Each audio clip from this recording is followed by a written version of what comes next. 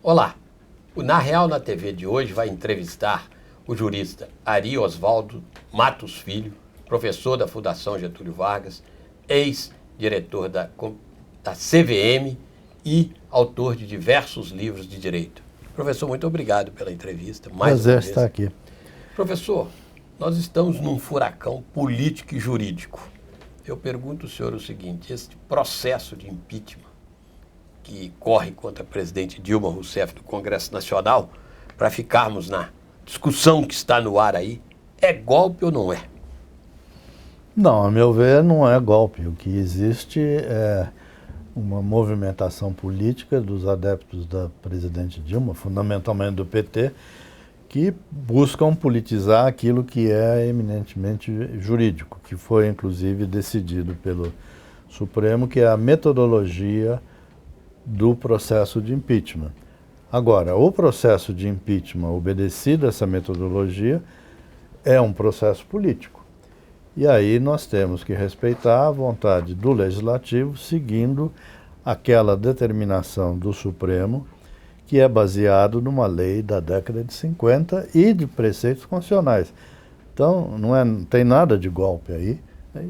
Quem diz que é golpe está exercendo o seu direito de espernear, fazer proselitismo de comando, certo? Não é um proselitismo de raciocínio, é um proselitismo de comando de ordem para os seus adeptos.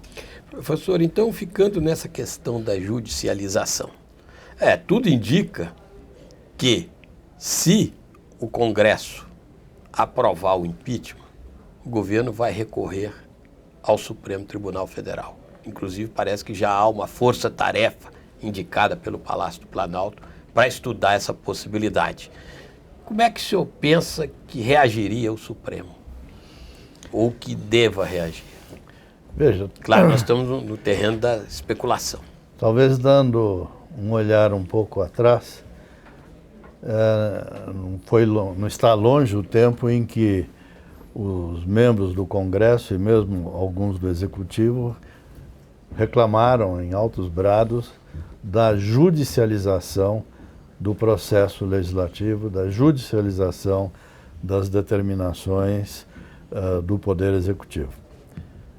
Isso também é um pouco fogo-fato, não é? Alguma coisa que não tem substância. E por que isso? Porque o Supremo, ou o Poder Judiciário, ele só analisa e decide aquilo que lhe é perguntado.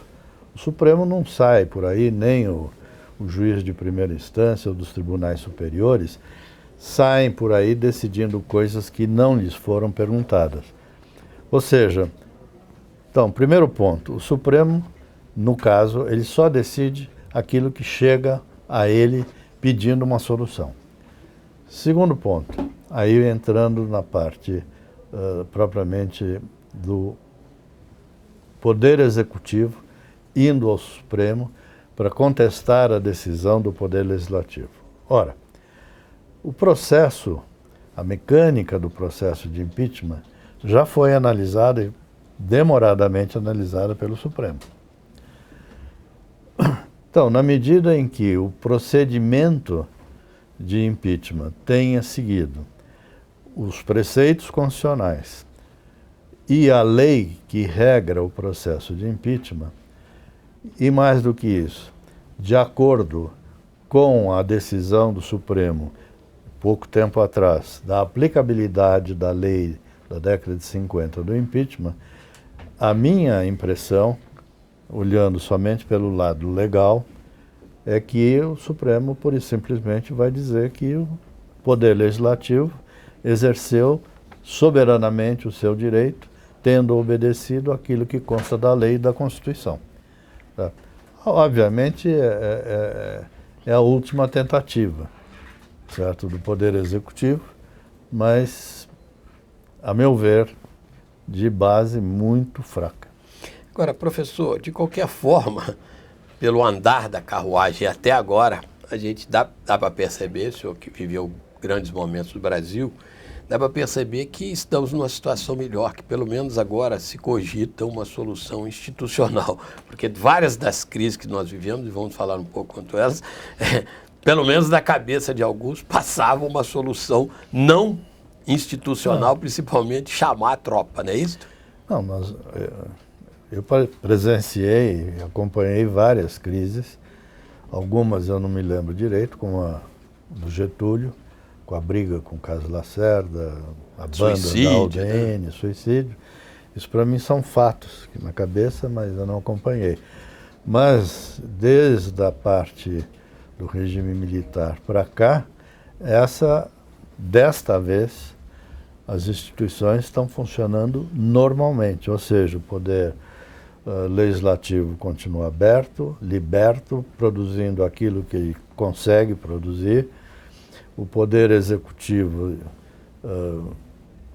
por falta de sustentáculo político, por culpa do próprio poder executivo, também está aberto, funcionando, na medida que ele consiga funcionar, e o poder judiciário também está funcionando plenamente, ou seja, a Constituição está sendo cumprida, as leis estão sendo obedecidas, existe ordem no país e os poderes respeitando uns aos outros, ressalvada a opinião em contrário de quem está fazendo proselitismo político. Tá certo, professor. Então vamos, assim, só para lembrar um pouco as crises que o senhor já viveu mais intensamente, que nós tivemos.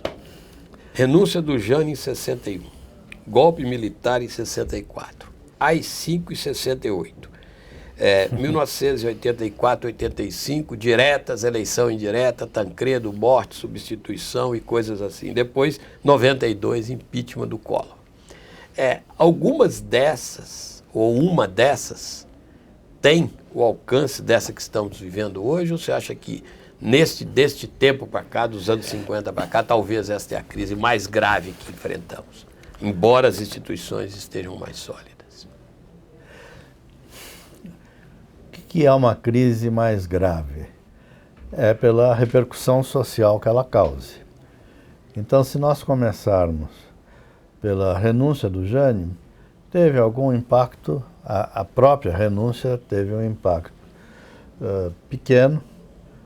Pouco tempo depois o país se refez, volta João Goulart para cá, é renegociada uma mudança de regime do presidencialismo para um parlamentarismo, mas foi um arranjo mal ajambrado, porque pouco tempo depois tem eleição, o povo, a minha impressão é que o povo é presidencialista, precisa de um símbolo forte sempre, votou pelo presidencialismo e aquele golpe militar que estava enrustido desde 61, na época do Jânio, 25 de agosto de 1961, ele vem estourar em 31 de março de 1964. Tá? Ou seja, o regime militar no Brasil, desde Floriano Peixoto, desde o Marechal Hermes da Fonseca, Marechal Deodoro, sempre foi muito presente na cultura brasileira e na política brasileira. Esse eu acho que é um paradigma que a gente encontra na Proclamação da República. Getúlio, quando dá o golpe, sobe do Rio Grande do Sul para o Rio de Janeiro, era apoio militar. Quem comandavam eram os apoiadores militares. Os golpes de Getúlio foram militarizados? Os golpes de Getúlio foram militarizados. A derrubada dele, não, mas se deve fundamentalmente pela fim da Segunda Guerra Mundial. E a influência dos militares que vieram, né? Da Itália. Vieram da Itália, certo? Depois, a crise do João Goulart, com toda a mexida dos militares, foi também patrocinada por eles. O golpe de 64 foi por eles. Tá? AI-5, totalmente? Até aí nós vamos até o fim do governo João Figueiredo. Tá? Então, hoje em dia, os militares estão procedendo absolutamente de forma democrática e republicana. Certo? Eles estão cumprindo as suas obrigações e deixando os poderes instituídos funcionarem perfeitamente, mesmo os militares aposentados, que sempre foram mais, verbalizavam mais alguma coisa no clube militar, também estão quietinhos. Certo? Então, acho que pela primeira vez as instituições estão funcionando como sempre nós desejamos que ela tivesse funcionado no passado.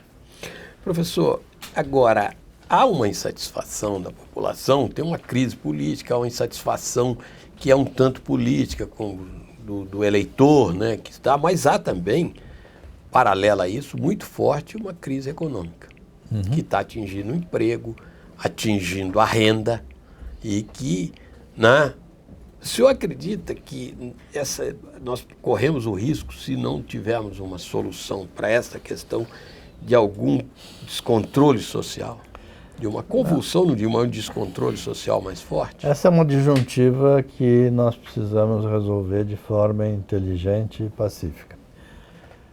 De um lado, se o impeachment não prosperar, significa que esse agravamento da crise, a falta de apoio congressual para o executivo vai continuar até 2018. Se o impeachment ocorrer agora e, eventualmente, assumir o vice-presidente da República, o que vai ocorrer é que o Brasil não vai melhorar de repente. O Brasil não vai mudar de repente. A meu juízo, economicamente, foram tantas as não diria bobagens, mas tropeções. Os tropeções, a imperícia, a teimosia praticada pela presidente, a falta de escutar os seus auxiliares, que causou um dano econômico muito forte. Então, resolvido o problema econômico, político, vai aparecer o problema econômico. E se a população, nós da população, estivermos esperando que no dia seguinte a comida vai baixar, o emprego vai aumentar, isso vai demorar tempo, não é assim. Certo? Então é essa perda de esperança que eu acho que os políticos precisam mostrar para a população que o caminho existe. O recomeço não é fácil, mas que nós temos uma perspectiva no futuro. Tá certo. E vamos então, professor, caminhar para uma ideia desse day after, né? Desse dia seguinte. O dia seguinte com a Dilma. Com esta falta, primeiro, de iniciativa e do que ela mostrou até agora. Não é isso? Se não mudou, possivelmente não vai mudar. Com o Congresso não dando apoio a ela, até porque o Congresso está olhando mesmo a eleição, né? O seu futuro. Como é que o senhor imaginaria este day after? Deste. Depois nós temos o outro que é com o Temer. Eu acho que o day after com ela, presidente, vai trazer mais intranquilidade ainda. Não que com isso eu esteja querendo o impeachment. O impeachment é uma decisão do Congresso, não é minha enquanto cidadão. Mas eu acho que a população vai continuar insatisfeita com ela e, tendentemente, esse é um processo que vem se agravando, esse de insatisfação, porque a gente vê as manifestações contra vem aumentando e as manifestações a favor vem diminuindo. Os meios de comunicação vão ficar mais insatisfeitos e o que para mim é fundamental vis-à-vis o desânimo da população é o desânimo do setor econômico, que é o gerador de emprego. Esse desânimo do setor empresarial, do setor econômico, gera uma diminuição de atividade, gera uma diminuição de arrecadação e os governos, tanto federal como os estados e os municípios, estão com arrecadação muito baixa. A situação dos estados, vários deles, é catastrófica e isso tende a piorar. Ou seja, o day after com ela, eu vejo que vai diminuir ainda mais a expectativa, a esperança. Agora, o day after com Temer, imaginando-se que ele terá contra ele, né, mesmo que minoritária, uma força política muito capaz, que é o PT e os movimentos sociais e sindicais que o PT lidera. São forças pequenas, mas aguerridas e já mostraram que são capazes de criar muito trabalho, dar muito trabalho a qualquer presidente. Como é que o senhor veria um day after Eu acho com que Temer? o hoje vice-presidente Michel Temer, que é um político por vocação, ele é maneiro.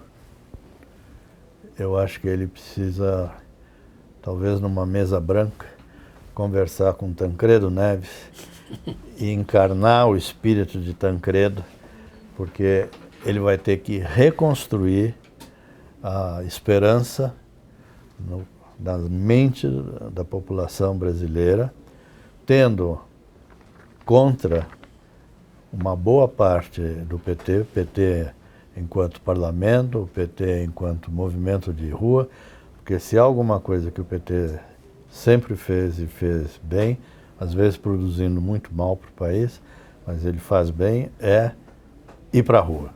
Certo? Então eu acho que o vice-presidente Michel Temer, ele precisa não sair candidato em 18 para evitar mais confronto político, mais confronto de egos, e ele precisa injetar na cabeça nossa, de brasileiros, que há uma expectativa, que há um futuro, que há uma luz daqui a pouco, mas não mentir, não dizer que é fácil sair, porque não é fácil sair.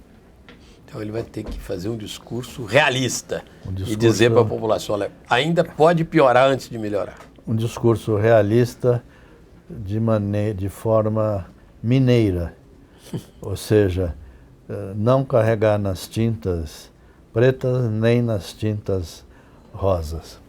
Por isso é que o senhor disse que ele tem que conversar com o Tancredo, né, numa mesa branca. Constantemente. Tá. Professor, agora uma outra, ainda entrando nessa questão, há uma figura onipresente nisso tudo aí, que é o juiz Sérgio Moro. Como é que o senhor vê a atuação do juiz Sérgio Moro, primeiro? E depois há um outro lado do day after que nós vamos comentar, que é o seguinte, as coisas que estão no ar continuam no ar. Continua. A Lava Jato continua no ar e ameaçando com seus voos rasantes muita gente boa, digamos assim. Como é que o senhor vê primeiro o juiz Sérgio Moro? Olha, pelas decisões do juiz Moro e pelo auxílio que ele deu à ministra Rosa Weber no Mensalão, no Supremo. Ele foi um assessor dela, né? Foi. Ele é um jurista muito capaz, conhece direito penal, conhece processo penal, é trabalhador, e a impressão que dá é que,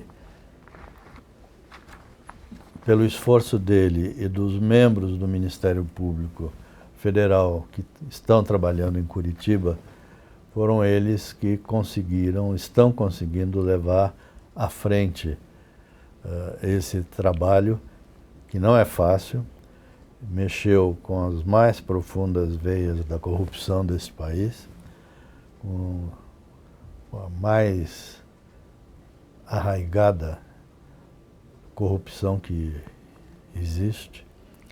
Então eles estão fazendo um trabalho, a meu ver, muito bom. Obviamente isso causa, de um lado, perplexidade e, por vezes, descontentamento dos advogados criminalistas.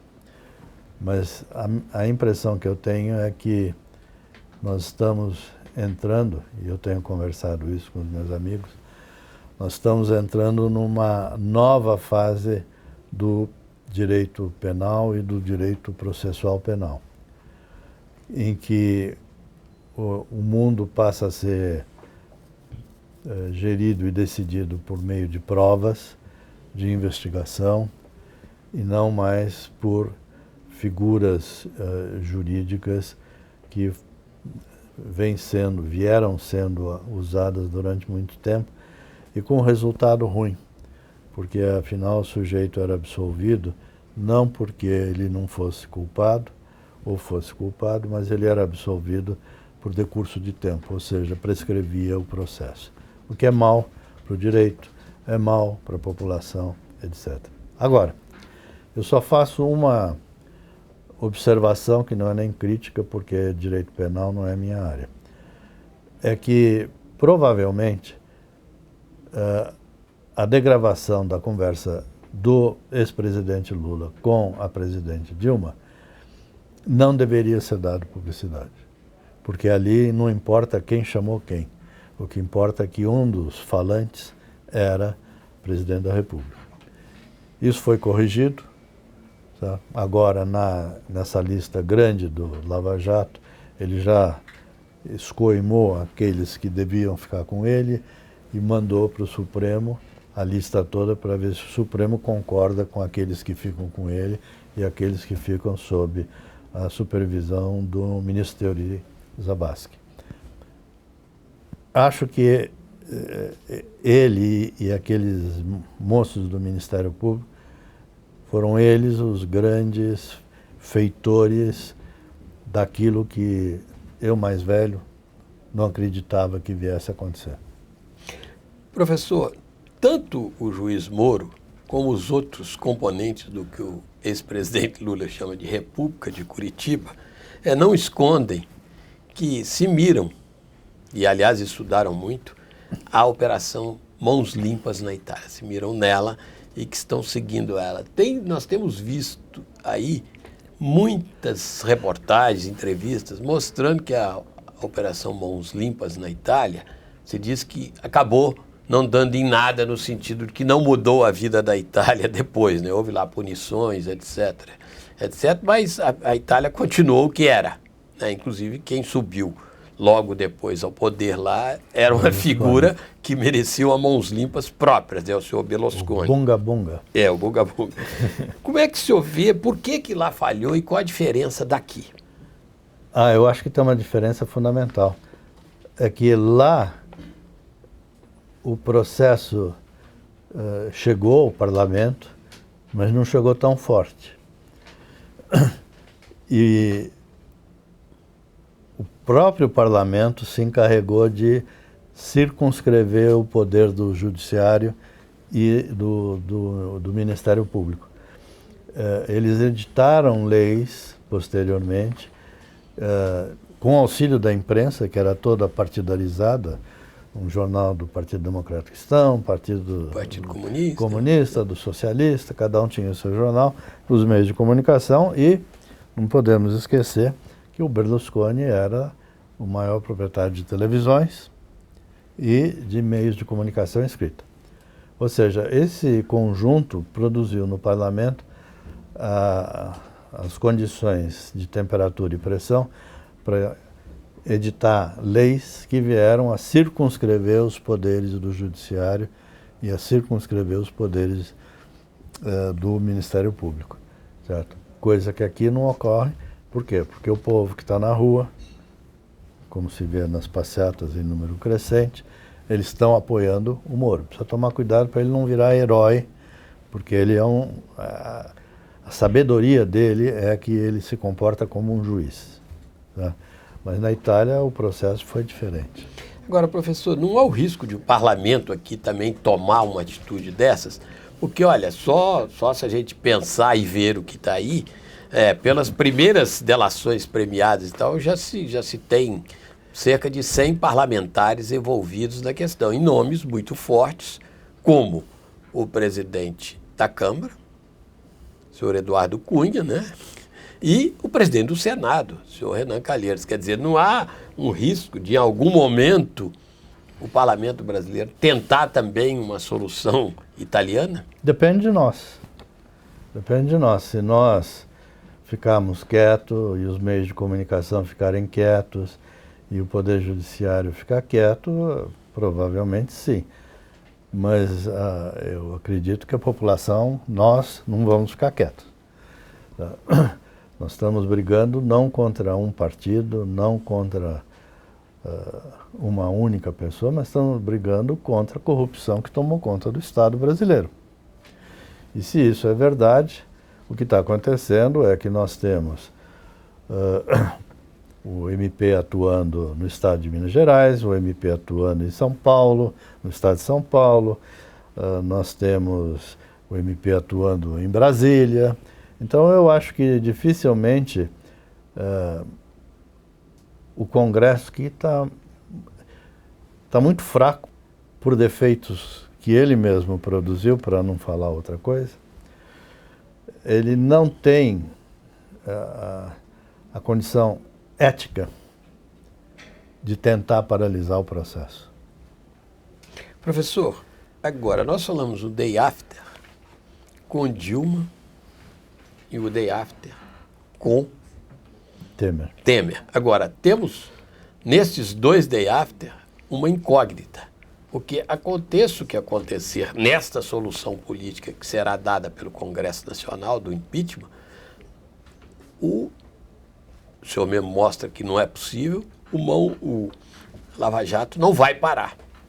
E aí? Acho que não. Dizer, há riscos de... Não, precisam surgir novas lideranças, porque também não podemos esquecer que esse tipo de investigação já adentrou o PSDB, estão investigando o senador Aécio Neves, estão investigando aqui no estado de São Paulo. Então, o que vai acontecer, talvez seja melhor dizer, só Deus sabe, nos próximos meses. Porque até onde, quem vai ser pego? Quem vai cair? Tá? É muito difícil dizer. Agora, o que nota-se, que eu, pelo menos, acredito que é preocupante, é a falta de lideranças alternativas. Tá? O PSDB está em frangalhos pela divisão interna. Possivelmente, a posse do vice-presidente tenha implicado num compromisso de não concorrer em 2018. Quem vai sair candidato? Por outro lado, também a gente não pode esquecer que as demonstrações desde o passe livre, que foram as primeiras demonstrações enormes, as pessoas não tinham um foco, tinham vários focos. E um dos focos que eu acho que para mim foi importante é que eles rejeitaram toda e qualquer participação de partido político na demonstração desde o passe livre até hoje. É uma demonstração popular sem liderança política. Tá? Hoje tem mais foco. Fundamentalmente o foco é a Dilma e corrupção. E o Lula. Tá? Mas eu acho que nós vamos ter um trabalho de reconstrução, e aí esses políticos que não foram tisnados pelos levantamentos da Polícia Federal é que poderiam, ou talvez deveriam, exercer um papel construtivo de liderança dentro do país. Porque não existe democracia sem partido, não existe democracia sem liderança partidária. Caso contrário, nós temos perigos, como a gente já viu, de messianismo, salvadores de pátria, que é a pior coisa que pode acontecer para a gente. E tem muito candidato a isso por aí, né? Ah, tem. O que não falta é Messias, né? Tá certo, professor. Muito obrigado pela entrevista. E o Na Real na TV volta na próxima terça-feira com um novo entrevistado. Muito obrigado.